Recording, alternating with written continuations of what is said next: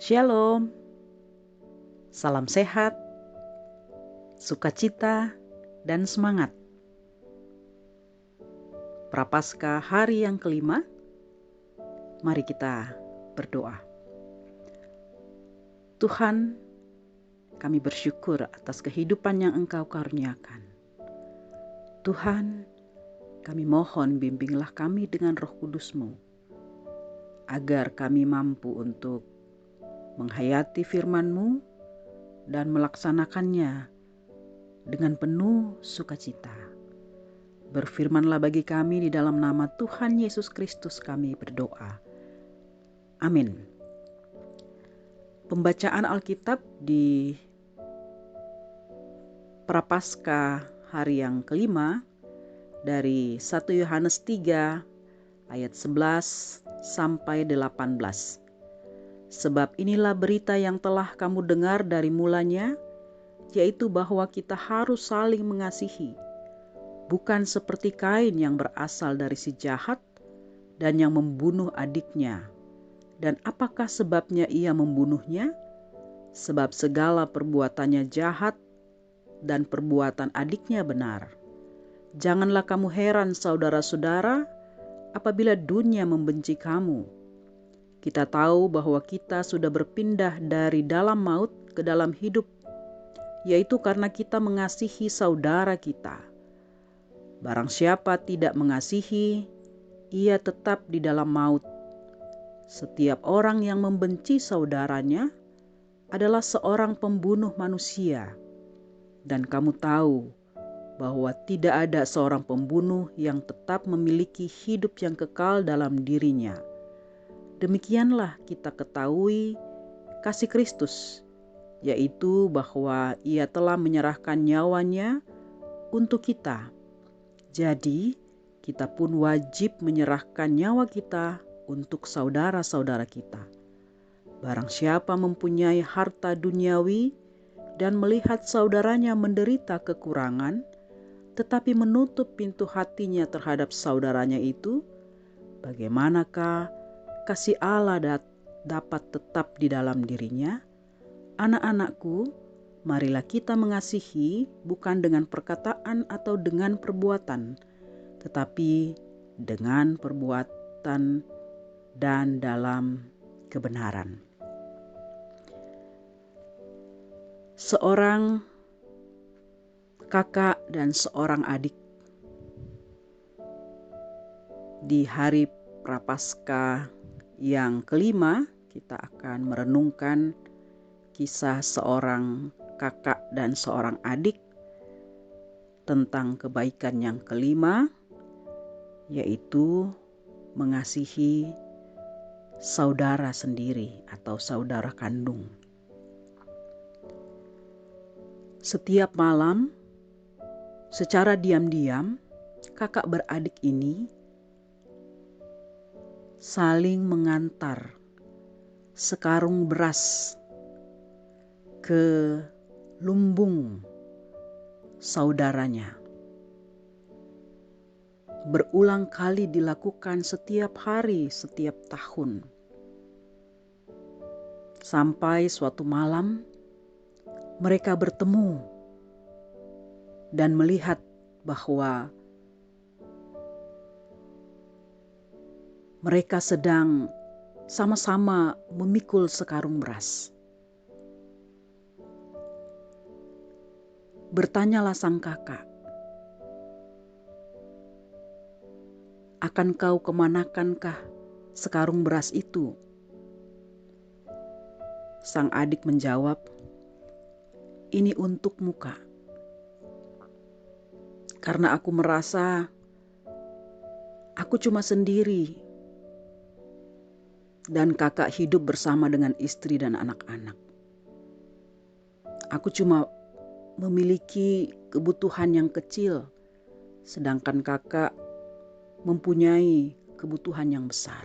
Oleh karena itu, setiap malam aku mengantar sekarung beras untukmu, supaya engkau, istri dan anak-anakmu cukup untuk makan.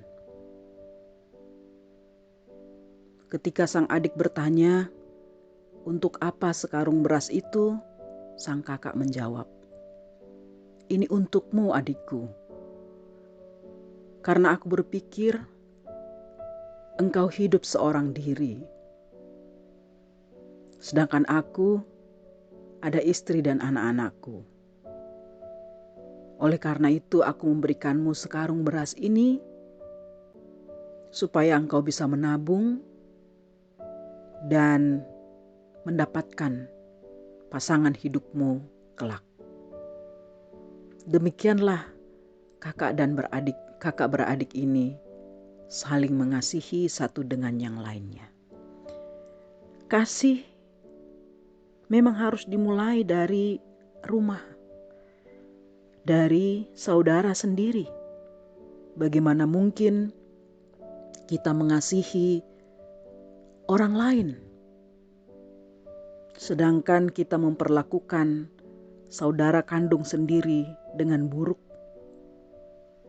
Tentu kita bukan Kain yang membenci, iri hati, dan kemudian membunuh adiknya Habel. Kita adalah orang Kristen yang sudah berpindah dari dalam maut, sehingga kita mengasihi saudara kandung kita sendiri.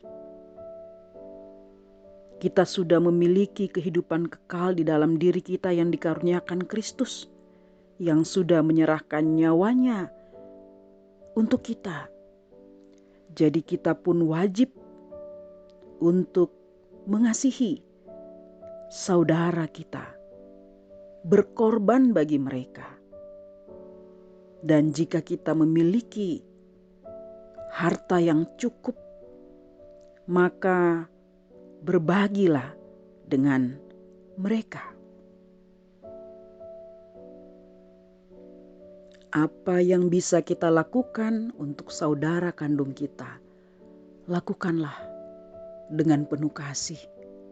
Karena itulah yang diperintahkan oleh Tuhan, bahwa kita harus saling mengasihi satu dengan yang lain sebagai tanda hidup baru, sebagai tanda kehidupan kekal yang sudah menjadi milik kita atas anugerah keselamatan di dalam Yesus Kristus.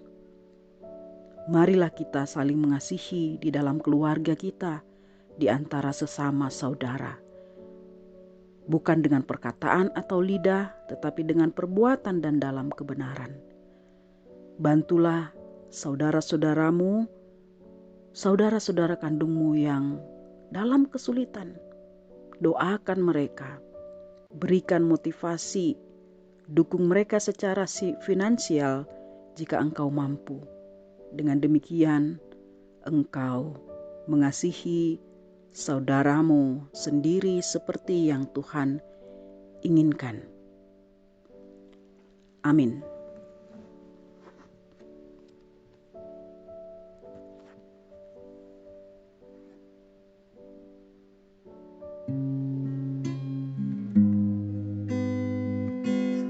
Kasih itu lemah lembut, sabar sederhana. Kasih itu murah hati, rela menderita. Ajarilah kami bahasa cintamu, agar kami dekat padamu ya Tuhanku. Ajarilah kami bahasa kasih-Mu, agar kami dekat padamu. harta ku berikan, segala milikku, namun tanpa kasih cinta hampa tak berguna.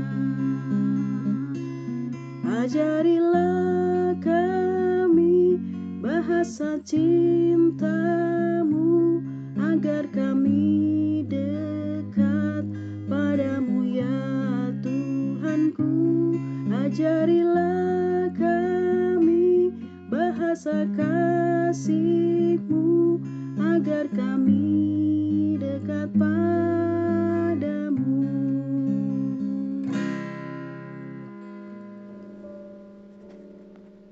Mari kita berdoa. Ya Tuhan,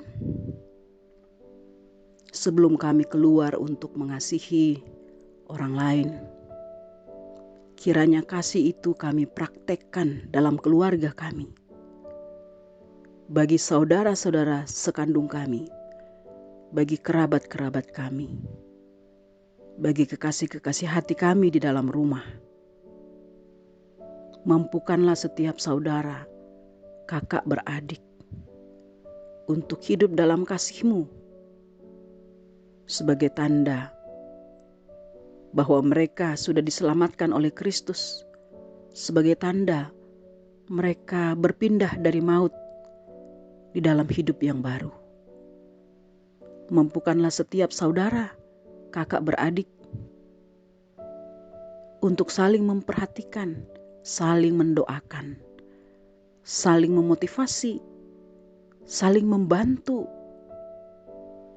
satu dengan yang lain, supaya di dalam kehidupan keluarga mereka ada persaudaraan yang sejati, ada persaudaraan yang rukun. Terpujilah Engkau ya Tuhan, kekal selama-lamanya. Di dalam nama Tuhan Yesus Kristus, doa ini kami naikkan. Amin.